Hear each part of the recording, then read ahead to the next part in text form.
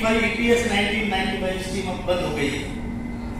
अब EPS 2026 scheme परसों 29 को जारी हुई। सीबीटी में 43 मेंबर्स है। कितने? 43। अली बाबा के कितने थे? 40। अली बाबा के चोर कितने थे? 40। सीबीटी में कितने चोर है? 43। एक निर्णय ऐसा हुआ 2008 के फरवरी में कि आरओसी रिटर्न ऑफ कैपिटल ये रिटर्न नहीं होगा, वापिस आपका पैसा नहीं मिलेगा। तो ये 10 भाई साहब वहां पर बिस्कुट चाय खाते रहे और साइन करके आए, भीख नहीं चाहिए। ये कैसे हो सकता है कि मैंने 415 जब भरे 1995 में 1995 में, और 415 में तो 1 ग्राम सोना आता था, और तो मेरे पैसों को ब्याज नहीं। मतलब हमारी एक पिगी बैंक रखी है, उसमें हम 10-10 पैसे डालते रहे और फाइनली उतने ही मिले। ये कौन सा बैंकिंग सिस्टम है? एक आंदोलन हम ऐसा करेंगे, डेट डिक्लेयर होगी, बड़ी संख्या में जाके ईपीएफओ के ऑफिस को ताला लगाना है। आदरणीय वीरेंद्र सिंह साहब जो हमारे राष्ट्रीय महासचिव है, आदरणीय रमाकांत अर्जुन जी जो हमारे भारत के मुख्य समन्वयक है, उसी प्रकार आदरणीय बीएस नारखेड़े जी जो हमारे राष्ट्रीय कोषाध्यक्ष है, आदरणीय हमारी बहन शोभाताई आरस जो महिला विंग की राष्ट्रीय अध्यक्षा है, आदरणीय सरिताताई नारखेड़े जो महिला विंग की राष्ट्रीय सचिव है, उसी प्रकार हमारे गोपालदा महाराष्ट्र के अध्यक्ष आदरणीय अंबेकर साहब, पूर्वी भारत के समन्वयक आदरणीय इजाजुर रहमान जी, हमारे कर्नाटक के अध्यक्ष आदरणीय जेएसएम स्वामी जी, उसी प्रकार हमारी बहन जो रानी लक्ष्मीबाई, तेलंगाना की अध्यक्षा लक्ष्मी गणवती, और दक्षिण भारत के कोऑर्डिनेटर एसएन कुलकर्णी साहब, बंगाल के अध्यक्ष और पूर्व भारत के समन्वयक आदरणीय तपन दत्ता जी। तो यहाँ अभी देना ठीक नहीं है, और जो आप दूर दराज से आए हैं, आप सभी लोग, मैं देख रहा हूँ मेरे कई दोस्त यहाँ बैठे हैं, और सभी को मेरा बहुत बहुत प्रणाम। सभी भाइयों को, सभी बहनों माताओं को मेरा नमस्कार। आप हमारी समस्या से हम लोग संगठित होकर पिछले 10 साल से लड़ रहे हैं, लेकिन समस्या हमारी पिछले 30 साल से 31 साल से,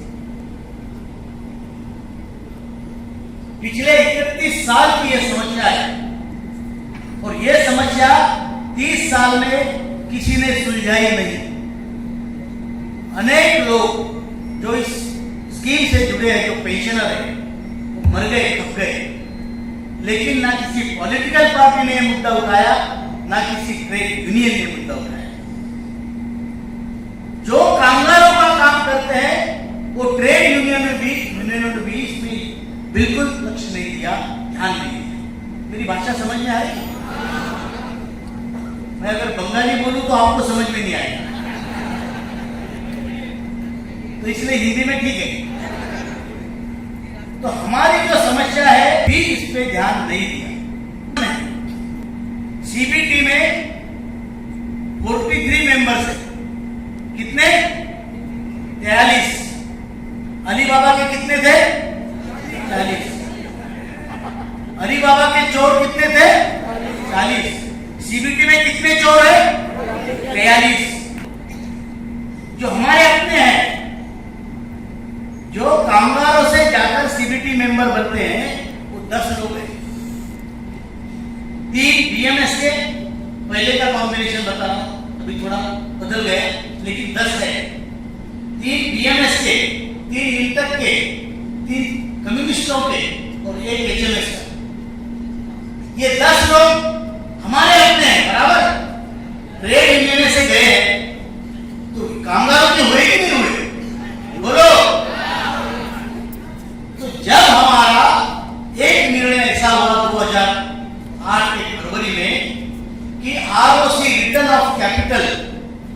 ये रिटर्न नहीं होगा, वापिस आपका पैसा नहीं मिलेगा। तो ये 10 भाई साहब वहां पर बिस्कुट चाय खाते रहे और साइन करके आ गए। तो ये ट्रेड यूनियनों का, उनके रिप्रेजेंटेटिव का हमारे ऊपर उपकार है।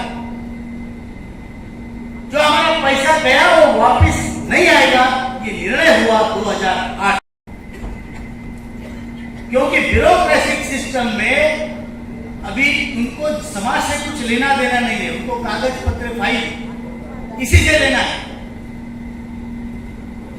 और उन्होंने अभी इतने सारे हमारे देश के, हमारे नागरिक हैं, IAS अधिकारी जो भी है, कोई वहां CPFC होगा, कोई RPFC होगा, कोई अपना लेबर सेक्रेटरी होगा, उसका सेक्रेटरी होगा, उसका अंडर, उसका और बहुत सारे सेक्रेटरी। किसी को भी ये नहीं लगा कि ये स्कीम में बदलाव होना चाहिए या इसमें सुधार होना चाहिए। मेरे भाइयों के ऊपर, मेरे बूढ़े लोगों के ऊपर ये अन्याय है, ये उनके भी ध्यान में नहीं आया। और गवर्नमेंट का दोष इसमें यह है, मैं आपको सच बताता हूं, मैं खुले मंच पे बोल रहा हूं कि आदरणीय प्रधानमंत्री जी ने हमें 2 बार आश्वस्त किया और प्रामाणिकता से किया कि ये काम होना चाहिए। हमारे अस्तित्व का प्रश्न है, हमारे वजूद का प्रश्न है, हमारे आइडेंटिटी का प्रश्न है। आज मेरे घर में मेरी आइडेंटिटी क्या है? मैं एक दादा हूं, मैं एक नाना हूं, बराबर।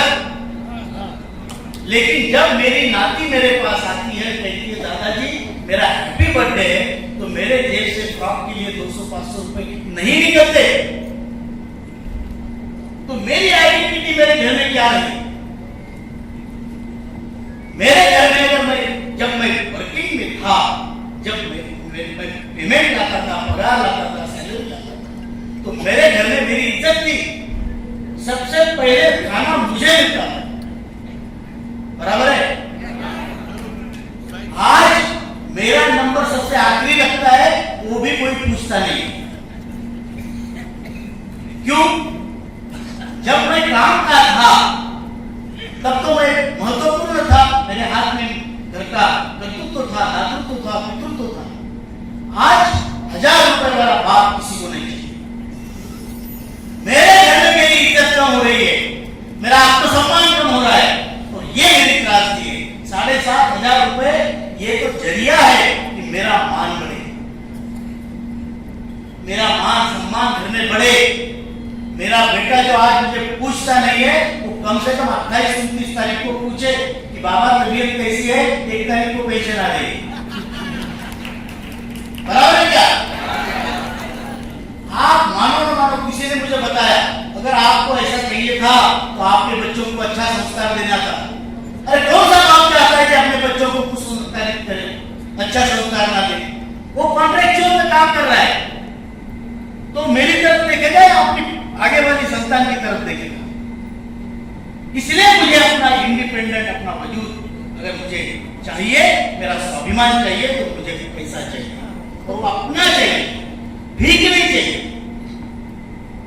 ये कैसे हो सकता है कि मैंने 415 जब भरे 1995 में, 1995 में, और 415 में तो 1 ग्राम सोना आता था, और तो मेरे पैसों को ब्याज नहीं, मतलब हमारी एक पिगी बैंक रखी है, उसमें हम 10-10 पैसे डालते रहे और फाइनली उतने ही मिले। ये कौन सा बैंकिंग सिस्टम है? ये मैं बोल रहा हूं, ये सच है। आपके पैसों को ब्याज नहीं है, और EPF जहां पैसा लगाएगा वहां से उसको ब्याज मिलेगा, और फिर बोलेंगे आपको तो 415 थे, 17 थे। इसलिए ये लड़ाई बहुत बड़ी, और लोग हम सामान्य हैं। हम इतने सामान्य लोग हैं कि हमारे पास न शक्ति है, ना उम्र है, बीमारियां हमें भरपूर है, और हम टक्कर दे रहे हैं इतनी कठोर क्रूर सिस्टम से, और उसके लिए हम संगठित हुए। इतनी बड़ी सिस्टम से इतने असहाय लोगों ने टक्कर देना, ये किसी रामायण से कम नहीं है। 10 मुख वाला रावण, सोने की लंका वाला रावण, अतिशय विद्वान रावण, अतिशय पराक्रमी रावण, लेकिन संगठित होके वानरों ने उसको हराया। तो इंसान है, क्यों नहीं हारेंगे और क्यों नहीं जीतेंगे? जीतना हमारा हक है, क्योंकि हमारा हक बनता है। जब दुर्योधन ने कहा था कि सुई के अग्र पे आने इतनी जमीन में नहीं दूंगा, तो युद्ध हुआ, महाभारत हुआ और पांडव जीते जो 5 थे। हम लोग संगठित रहेंगे तभी हम जीत सकते हैं। इंडिविजुअली हमें कोई कीमत नहीं है। और मैं आपको ये बता दूं इस मंच से कि आप बहुत जल्दी आपकी जीत होगी और शानदार होगी। मुझे कई लोग कहते हैं आप हर बार बोलते हो आपकी जीत होगी, 2 महीने में रिजल्ट आएगा, लेकिन आता नहीं है। मैं आपको जो बताता हूं ये वहां के जो संकेत है, जो हमसे चर्चा होती है वो बताता हूं, लेकिन वो परीक्षा पोस्टपोन हो जाती है। परीक्षा तो दे चुके हैं, रिजल्ट पोस्टपोन होता है। तो इसीलिए आप ये मत समझना कि मेरे हाथ में देना है, नहीं, मैं आप में से एक को तो मांग रहा हूं। देना गवर्नमेंट को है और उनको देना पड़ेगा और जल्दी ही आपका काम होगा। इसके कुछ संकेत है मैं आपको। EPS 1995 स्कीम अब बंद हो गई है। अब EPS 2026 स्कीम परसों 29 को जारी हुई, उसका गवर्नमेंट लेटर वगैरह आ गया है, गवर्नमेंट ऑर्डर। ये हमारे इसमें अड़चन थी। अब ये स्कीम में कुछ लोग बोलते भाई हमारा 95 वालों को क्या होगा, ये तो 26 है। हमने ये इंश्योर किया है, मैं आपको वचन देता हूं, और वहां पे भी हमारी जो चर्चा हुई, आपके सारे अधिकार जैसे थे वैसे रहेंगे और उसमें अभी इंप्रूवमेंट होगी। आपको पेंशन बढ़ के मिलेगी, उस स्कीम में जो अमेंडमेंट्स होंगे उसमें ये काम होगा और आप सबकी जीत होगी। मैं आपको बताता हूं, आज आप हम सब लोग असहाय हैं, लड़ रहे हैं, झगड़ रहे हैं, अपनी तबीयत पे कोई किसी की चिंता नहीं है, सब लोग, सब हमारे नेतागण, आप लोग। लेकिन जब जीत होगी तो शानदार होगी, वो आपकी मेमोरेबल जीत होगी और ऐसी जीत होगी कि आप मरने तक ये बोलोगे कि साला मैं लड़ा और जीता। बराबर? आपके बेटे को आपकी कितनी कीमत उस लड़ाई में है, लेकिन आपके मरने के बाद आपका फोटो लगाएगा और बोलेगा ये था शेर जो जाके दिल्ली से भिड़ा और लेके आया आपके। ये अमर होने का आपका एक कुछ दिन के लिए, कुछ पीढ़ियों के लिए एक जरिया है। ये लड़ाई सीधी साधी नहीं, मैंने बताया विषमता कितनी है, लेकिन ये भी बात सच है कि हमारी संगठन, आपकी संगठन, नेशनल एजुकेशन कमेटी, ये 2 बार प्रधानमंत्री से आधा घंटा चर्चा की है। उनको सारी स्कीम समझाते, उनको इसके दुष्परिणाम, सामाजिक जो दुष्परिणाम इसके हैं वो बताए, मंत्री जी को बताए, वित्त मंत्री को बताए, उनको ये बताया है कि मेरा देश अगर मातृदेव को, पितृदेव को, गुरुदेव को, संस्कृति का देश, उनका हक उन्हें क्यों नहीं मिलना चाहिए। ये सारी चीजें हुई है और इसका रिजल्ट आएगा। मैं आपको बता दूं कि ये नई स्कीम जो भी बनी है या उसी स्कीम को जो मॉडिफाई कर रहे हैं, उसमें हमारा काम होगा। मेडिकल फैसिलिटी का हमने उनको बोला है, तो मंत्री जी बोले 70 साल के बाद आयुष्मान भारत सबको है, आप भी ले लो। हमने बोला नहीं, हमें 58 साल से चाहिए। रिटायर कामगारों का आयुष्य बहुत कठिन होता है। 58 साल में रिटायर होने के बाद तो उन्होंने प्रिंसिपली ये एग्री किया है, 58 साल के बाद जो स्टेट गवर्नमेंट की हेल्थ स्कीम होगी उसमें आपको मेडिकल सुविधा मिलेगी और 70 साल के बाद आयुष्मान भारत में आपका ट्रांसफर होगा। हायर पेंशन के मामले में सिंह सर ने बताया है, हम दोनों 4 मांगे लेके चल रहे हैं, उसमें हायर पेंशन भी है, मिनिमम पेंशन भी है। कोई अगर ये कहे कि हमने किया, एनएसी ने कुछ नहीं किया, उनको बताना चाहता हूं, पहले दिन से एनएसी ये मांग लेके चल रही है। जब उन्होंने एग्जाम्पटेड नॉन एग्जाम्पटेड ये फालतू चीजें की थी, पूरे देश की सर्कुलर चलाने वाली एनएसी, आज भी हायर पेंशन वालों के पीछे भी एनएसी रहेगी। ईपीएस 95 का जो मेंबर है, पेंशनर है, वो चाहे मिनिमम पेंशन में हो, हायर पेंशन में हो, जब तक लास्ट आदमी का काम नहीं होगा एनएसी चुप नहीं होगी। ये हमारा संकल्प है। हम कोई पगार की नौकर नहीं है, हम कोई सैलरी के लोग नहीं है। हमारी ताकत हमारे संकल्प का धागा जो हमने बांधा है और उसके लिए लड़ेंगे, चाहे मरना पड़े। कल हमारे सेंट्रल वर्किंग कमेटी की मीटिंग हुई, जिसमें देश के अनेक प्रदेशों से तकरीबन 20 प्रदेशों से लोग आए थे, लीडर आए थे। वहाँ कुछ महत्वपूर्ण निर्णय हुए। मैं उसके बाद ये तुरंत आज सभा है तो इसमें बताना मैं अपना कर्तव्य समझता हूँ। पहला निर्णय रही है तो उसके पहले सभी एमपी के घर के सामने हमको डेमोन्स्ट्रेशन करना है। डरना नहीं, वो हमारी वजह से है, उनकी वजह से हम नहीं है, बराबर। और 5-10 आदमी नहीं जाना है, 100 आदमी जाकर बैठना है उसके घर के सामने कि भैया तूने क्या किया, तू बता, ये इतनी बड़ी समस्या तुझे मालूम नहीं है, तू जाके प्रधानमंत्री जी को क्यों नहीं बोलता? पीड़ो आंखों में आंखें डाल के बात करो।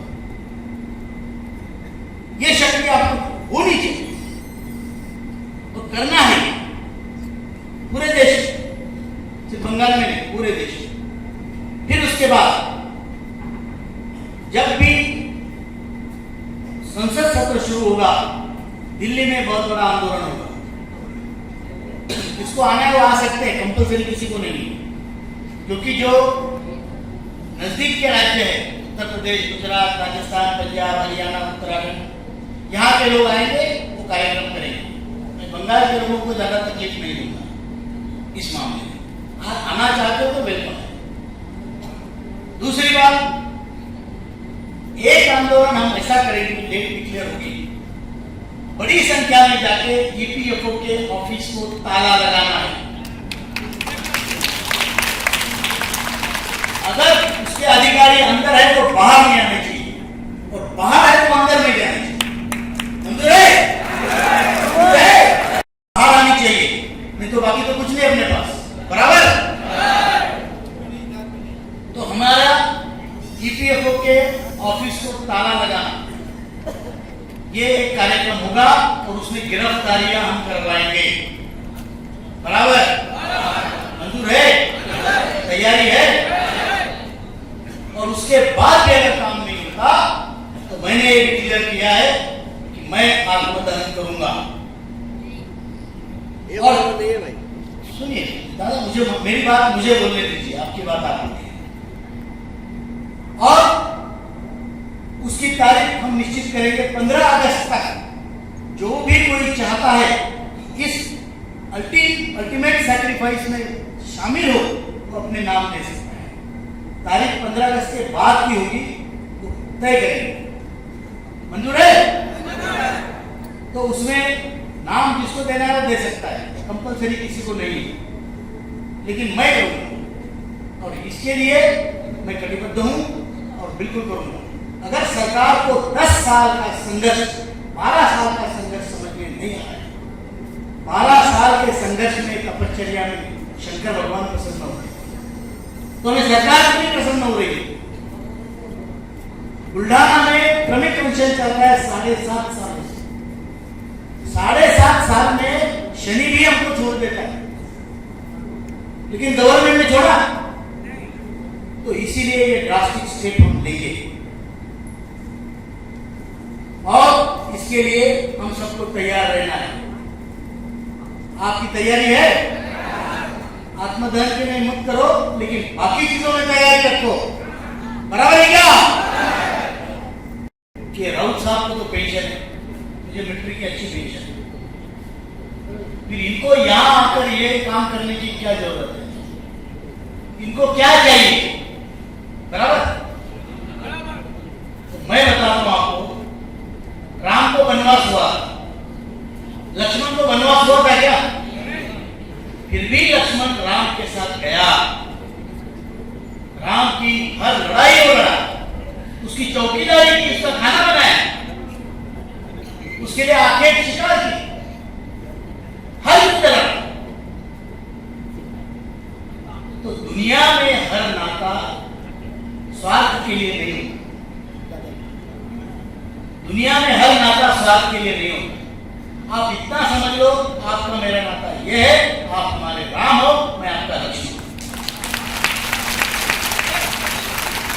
और आपको एक बात मैं बताना चाहता हूं, दुनिया में प्रभु रामचंद्र होने का कोई दावा नहीं कर सकता, लेकिन लक्ष्मण होने का हमारा हक हमसे कोई नहीं छीन सकता। इतना ही कहता हूं, ज्यादा बात नहीं करेंगे। आप लोगों ने खाना खाया? आप हम खा लेंगे, दादा ने दिए थे, चले। इसके अभी इतना ही कहता हूं, मैं आपका तपन दादा का और उनके पूरे टीम का बहुत आभारी हूँ। यहाँ पर हमको बुला के इतना मान सम्मान दिया और इतनी बड़ी मीटिंग रखी, और अगली बार बेंगलौर में ये हॉल कम करना चाहिए, बराबर है?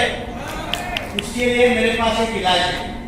अगर तपन दादा सुने तो संगठन के दरवाजे अंदर आने के लिए खुले रहने चाहिए।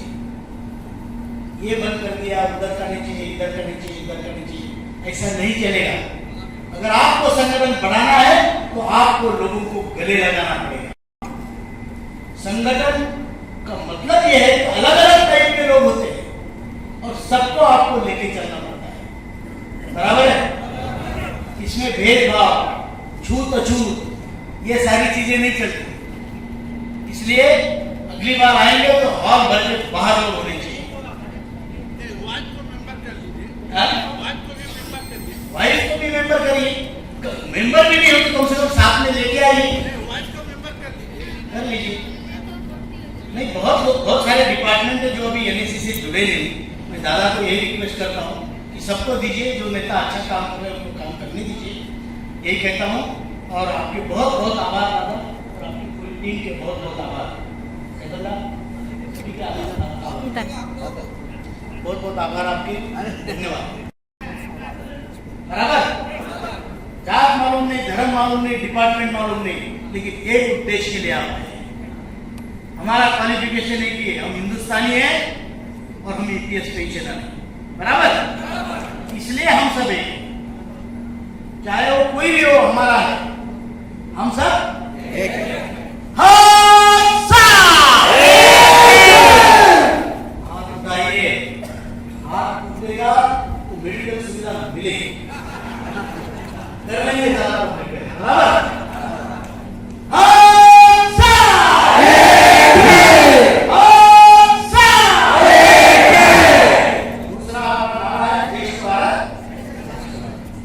भारत देश दुनिया में देश, दुनिया में देश मानते हैं।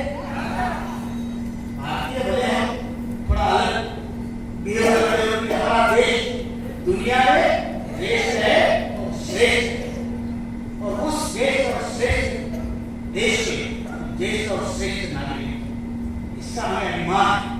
इसलिए नारा है देश का भारत, श्रेष्ठ भारत,